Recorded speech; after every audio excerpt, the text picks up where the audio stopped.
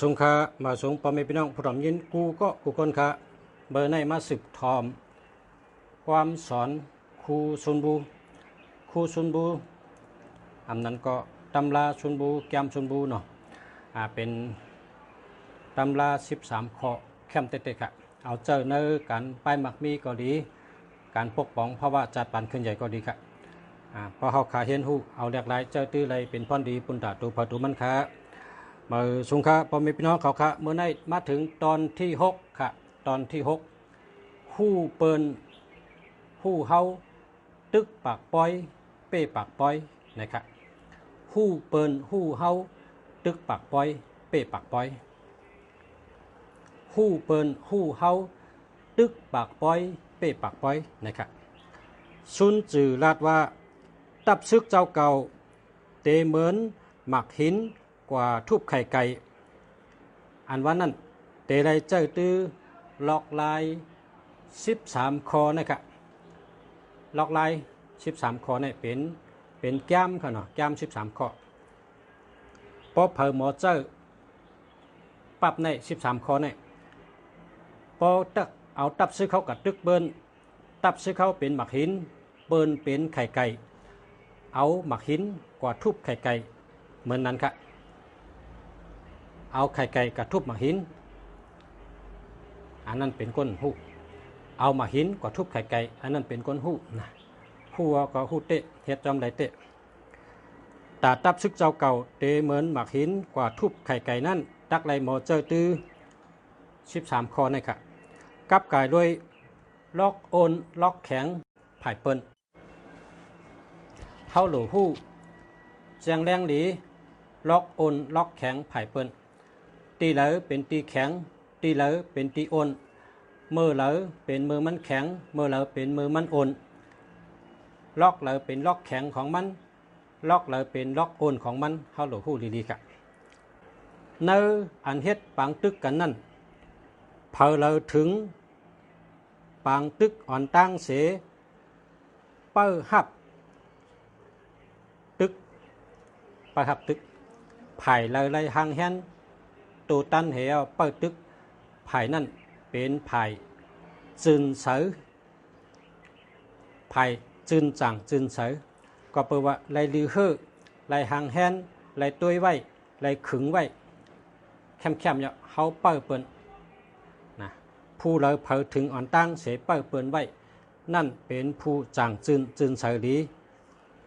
ผู้เหลอมาถึงกำลื่นเสแลหิบเน็ตเข้าตึก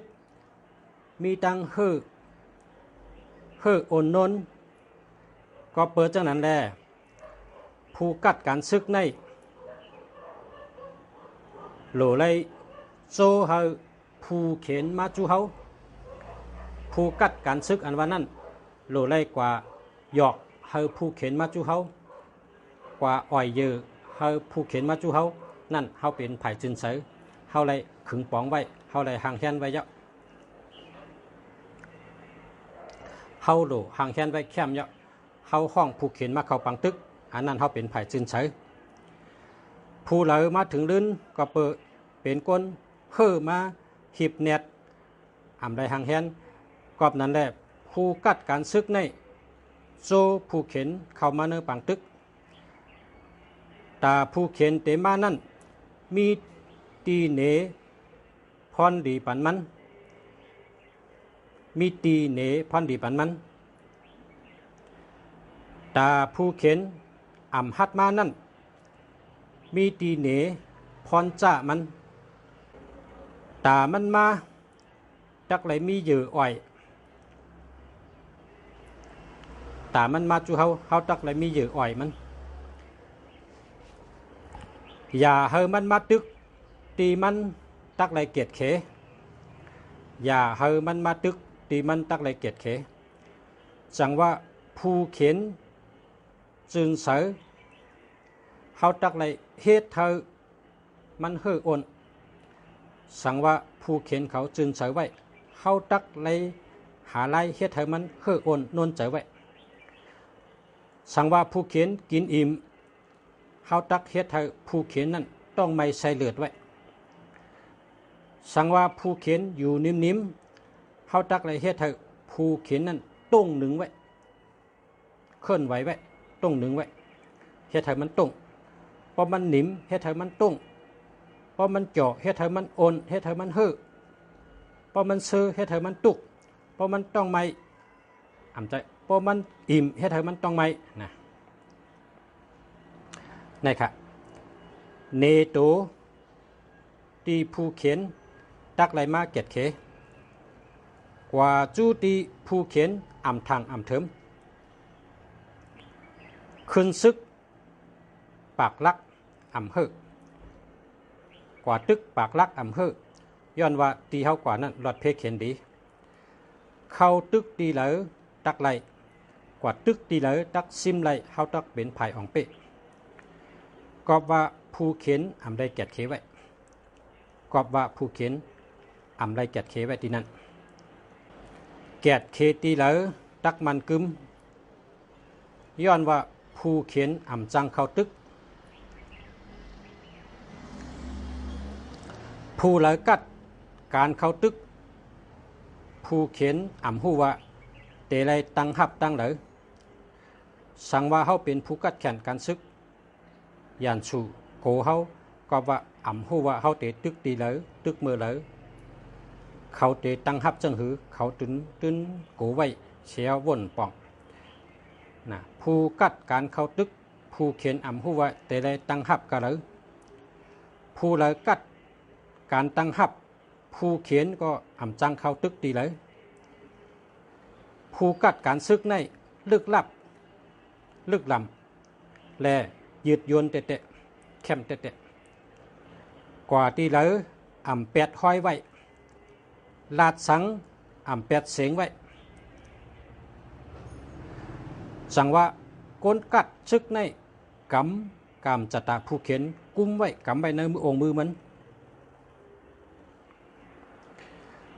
ก้นกัดการซึกอันว่านั้นกำจัตตาผู้เขียนไว้ในองค์มือไว้ผู้เหลอกัดการเข้าตึกเหมือนนกหุ่งนกขังล่ออยู่ในกลางหาวเซลลงมาเอาไก่เอาอาหารมันเฮ็ดให้ผู้เขียนจังแกดเคตัวไรย้อนว่าตีอันเข้าตึกในผู้เขียนเจออันเป็นผู้เขียนตื้นจังแกดเคตัวไรผู้กัดการตั้งหับอันว่านั้นแป๊บสึงตัวไว้อยู่เตอดินรับลึกชุดเตอปืนดินเฮ็ดให้ผู้เขียนจังเข้าตึกไรจังเข้าถึงไรหู้ไรตีอยู่ด้านเช้ามันนั่นเป็นผู้กัดการตั้งหับย้อนว่าตีมันอยู่ไว้นั่นเป็นตีอันผู้เขียนตื้นจังเข้าตึกเปิงเสื่องซึกลึกลับลงในโลไรเฮียนหู้ตอนตาเตหายตัวตอนตาเตเสียงตอนตาเตได้กุ้มจัตตาผู้เขียนอยู่ในผ่ามือเฮาป้อเจ้าเก่าเตหบซิมผู้เขียนเฮไรย้อนว่าเจ้าเก่าเตเข้าตึกตีล็อกโอนเขาตีเน็ตตียำเขาเตเข้าตึกตีล็อกโอนมันตีเน็ตตียำมันกำเดียวเพราะเจ้าเก่าถอยในก็ผู้เขียนจังล้ำไหลก็ว่าเจ้าเก่าถอยไว้ป่นตีเพราะว่าเฮาเข้าตึกจึงปิกว่าผู้เขียนมีโหสูงมีคูลึกมีตับแคมก็เข้าตึกเลยเฮาตื่นได้เข้าตึกย้อนว่าเฮาเข้าตึกตีอันผู้เขียนตื่นแต่ได้มาจอยพอเฮาเข้าตึกจึงปิกว่าเขาต้องได้ขีดเส้นเด็กๆอ่อนเฮไว้ก้อยก็เข้าตึกพอเฮาเข้าปันเขาตึกก็เขาต้องได้ขีดเส้นไว้เล็กๆไว้ก็เขาก็จังเข้าตึกย้อนว่าไล่ถูกเขา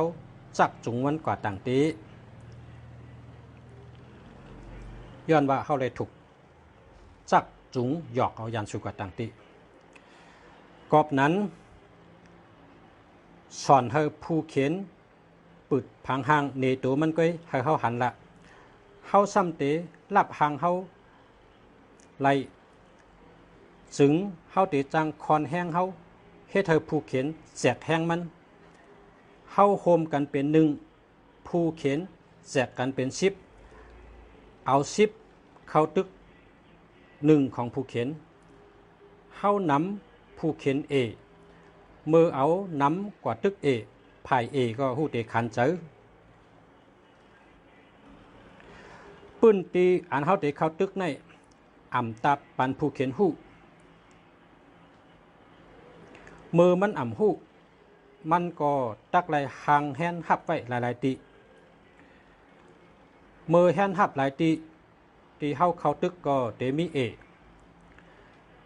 แฮนเต้าแฮนหางแฮนเปิดเต้านานำก็เต้าตั้งหลังเตเอหางแฮนตั้งซ้ายนำก็ตั้งซ้ายเปิดได้ตั้งขวาเตเอหางแฮนแคมกุฏิเตมีแฮงเอย้อนไหนแลลายหางแฮนหับหลายตีแฮงนำใน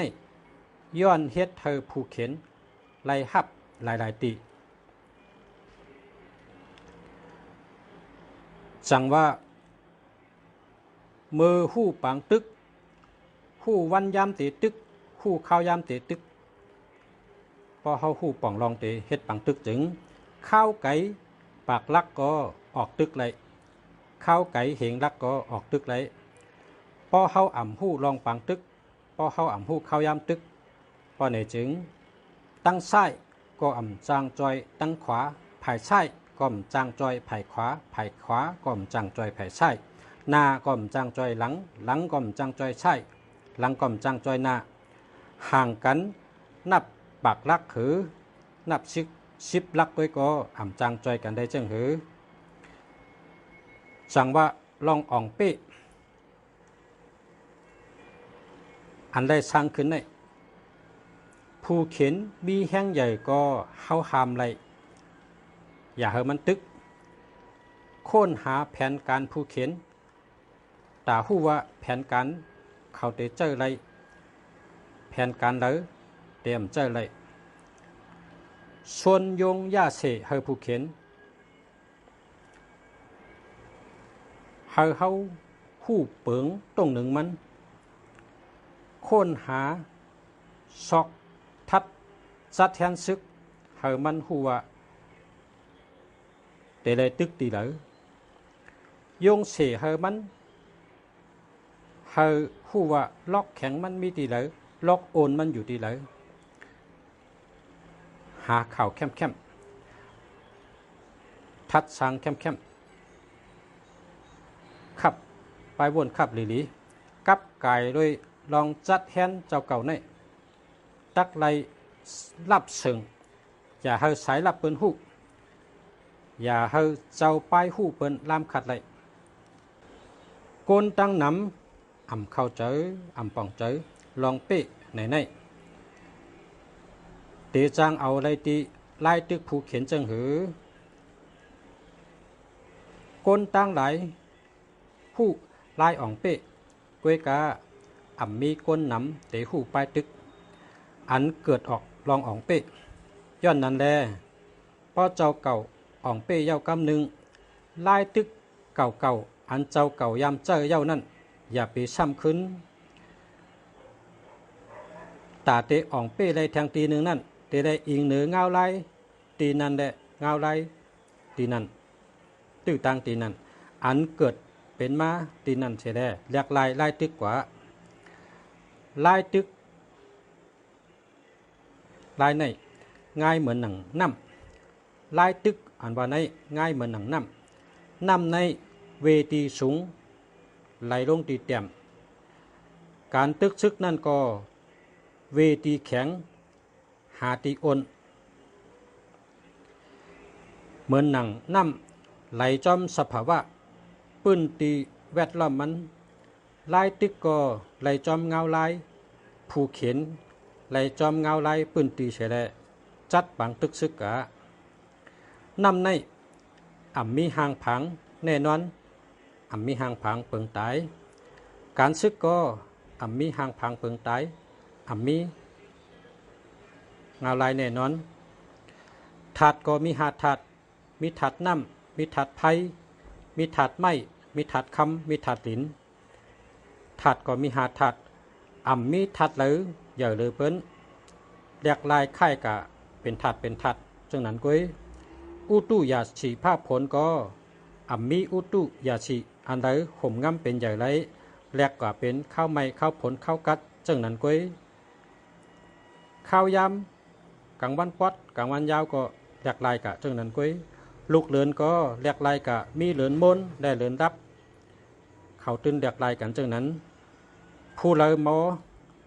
มอแจกลายตึกจอมผู้เขียนเอาอ่องเป๊ะกุฏินั่นจึงกึ่งห้องว่า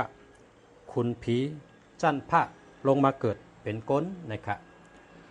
มาสุงคะมาในทอมข้อความสอนครูชุนบู13ข้อตอนที่6ยาวค่ะเมื่อพุกศึกตอนที่7ค่ะพอมีพี่น้องเขาค่ะมาสุงคะให้ขึ้นใหญ่เฮิงใช้กำค่ะมาสุงคะ